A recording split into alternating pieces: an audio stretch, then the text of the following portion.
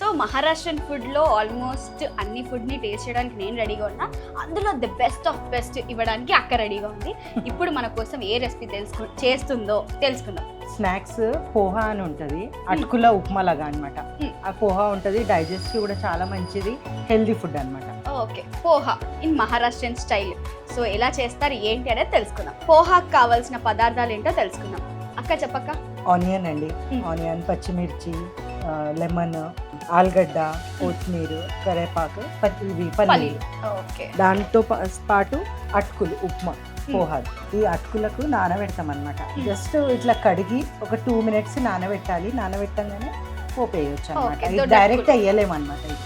కడిగి దీన్ని వేయాలి. ఓకే అక్క, సో కావాల్సిన పదార్థాలు అయితే చెప్పేశారు కాబట్టి మేకింగ్ ప్రాసెస్ ఎంత సింపుల్ అంటే అంత సింపుల్గా మన ఆడియన్స్కి అందరికి అర్థమయ్యే విధంగా చెప్పేసేయండి.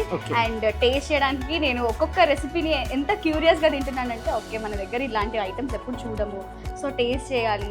మనం ఎలాగో మహారాష్ట్రకి వెళ్ళలేము, కనీసం మహారాష్ట్ర ఫుడ్ అందుకే మేము ఇక్కడ స్టార్ట్ అయింది అనమాట. దానివల్లనే ఓకే. అంటే ఈ వచ్చే కస్టమర్స్ ఎవరైతే ఉంటారో మీ వరకు ఎటువంటి రియాక్షన్స్ ఇస్తుంటారు? వాళ్ళకి ఇక్కడ మహారాష్ట్రన్ ఫుడ్ దొరుకుతుందనే వాళ్ళు చాలా గొప్ప అనుకుంటారు అనమాట. వాళ్ళకి దొరకదు ఇక్కడ.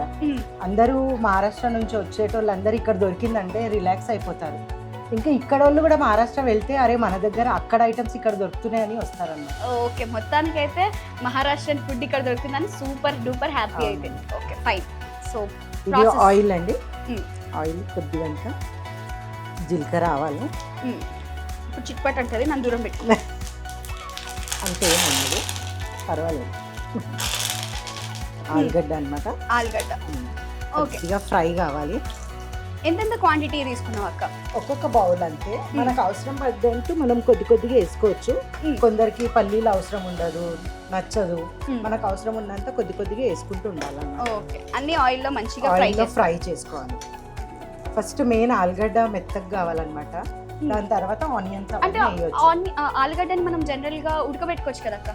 ఉడకబెడితే అది ఆ టేస్ట్ వేరు ఉంటుంది, ఇట్లా ఫ్రై చేసిన టేస్ట్ వేరు. Okay, so taste important, main taste. అక్క ఇంకా చెప్పక్క, మహారాష్ట్రలో ఏమేమి ఉంటాయి అసలు? అసలు తిరగడానికి ఇప్పుడు టూరిస్ట్ ప్లేసెస్ ఏముంటాయి మేము వెళ్ళి తిరగాలి అనుకుంటే? ఇప్పుడు పూనా అలాంటి చోట్ల చాలా శివాజీ ఇవి ఉన్నాయి కదా, మెహల్స్, అవన్నీ అక్కడ చాలా ఉంటాయి. రాయగఢ్ అలాంటివి చాలా ఐటమ్స్ ఉన్నాయి చూసేటట్టు.